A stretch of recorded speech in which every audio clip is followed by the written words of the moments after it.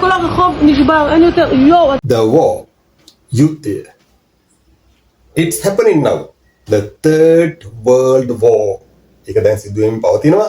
ඒතර මම මේ වීඩියෝ ක්ලිප් එකෙන් සහ මේ වීඩියෝ එකෙන් ඔබට පැහැදිලි කරන්න යන්නේ මේ දවස්වල අපි නිතර නිවුස් අහනකොට විශේෂයෙන්ම ඉන්ටර්නැෂනල් නිවුස් ජාත්‍යන්තර ප්‍රවෘත්ති අහනකොට නිරන්තරයෙන් අපිට අහන්න ලැබෙන වචන සෙට් එකක් තියෙනවා. වචන සමූහයක් තියෙනවා. ඒ වචන වලින් යම් ප්‍රමාණයක් සුළු ප්‍රමාණයක් අරගෙන මගේ ශිෂ්‍ය ශිෂ්‍යයන්ට මම පැහැදිලි කරන්න. විශේෂයෙන්ම අපි ගත්තොත් conflict එක කියන්නේ ගැටුමක්. ගැටුමක්. Next one, blockade. Blockade එක කියන්නේ ජම් බාධක.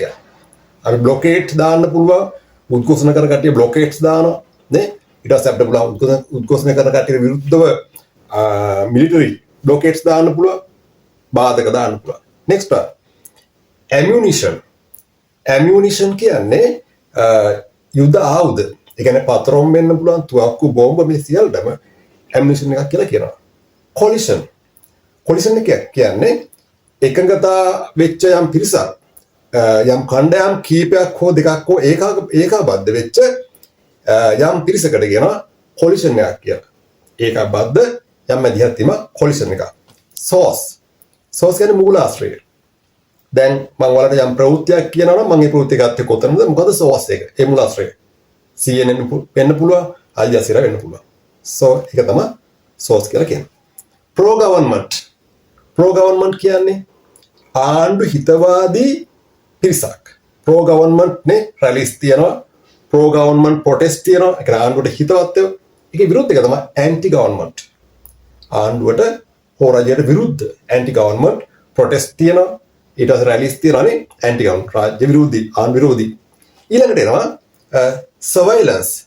surveillance කියන්නේ ඔත්තු බැලීම, ඊළඟට නිරීක්ෂණය, නේ අධීක්ෂණය, ඒ වගේ ඒවට අපි කියනවා ඒ වගේ දේවල්ට දාන වචන තමයි surveillance කියලා.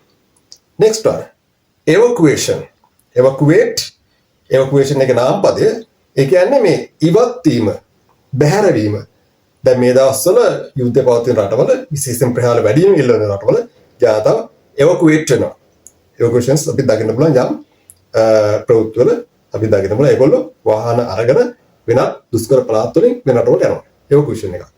ඊළඟට ගන්න පුළුවන් siege එකක් කියන්නේ යම් කණ්ඩායමක් යම් ප්‍රදේශයක් අතර ගන්නවා, අත්පත් කර ගන්නවා, පාලනය කරනවා.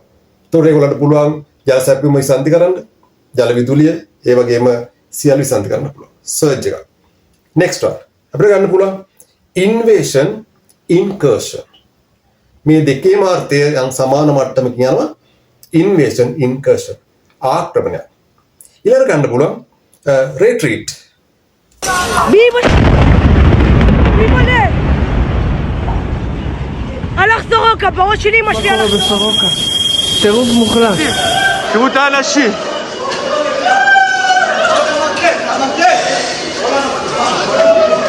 תראו, פה נפל הטיל. retreat. පසුබැසීමක්. retreat පසුබැසීමක් වෙන්න පුළුවන්. උපක්‍රමශීලී එකක් වෙන්නත් පුළුවන්. right?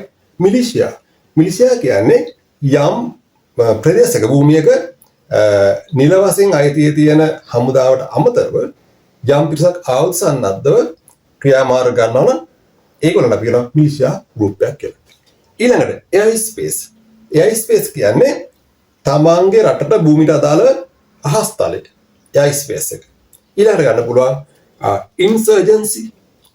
insurgency කැරල්ල අරගලයක් නැගිටීමක් insurgency එකක් කියලා අපිට ගන්න පුළුවන්. diplomacy කියන්නේ යම් රාජතාන්ත්‍රික සහකච්ඡාවක්. මැදිහත් වීම diplomacy එකක්. දැන් මේ දවස්වල diplomacy සාකච්ඡා යනවා ඉරාන් ඊශ්‍රායල් සහ ඇමරිකා. එතකොට මේ යුද්ධේ නවත්තන්න diplomacy මැදිහත් වීමක් කරමින් යනවා රාජතාන්ත්‍රික. ඊට පස්සේ ගන්න ceasefire. දැන් ඇමරිකාව මේ දවස්වල සාකච්ඡා කරගෙන ceasefire එකක් ඉක්මනින් ඕන කියලා ට්‍රම්ප් ප්‍රකාශ කරගෙන ඉන්නවා ceasefire. ඒගොල්ලෝ දැඩි හානියක් වුණාට පස්සේ ඒගොල්ලෝ බලාපොරොත්තු විරහිත ලෙස තමන් පරාජයපත් වෙමින් ඉන්න මොහොතක ceasefire එකක්, ඒ කියන්නේ සටන් විරාමයක් අපේක්ෂාවෙන් ඉන්නවා. ඉතින් නිරන්තරයෙන් බලන්න ඉන්ටර්නැෂනල් නිවුස් ද වෝ යුද්ධය සම්බන්ධයෙන් ප්‍රවෘත්ති බලන්න ඔබගේ ඉංග්‍රීසි දැනුම විශේෂයෙන්ම මේ අවස්ථාවේ ඉම්ප්‍රූව් කරගන්න පුළුවන් වැඩි දියුණු කරගන්න පුළුවන්.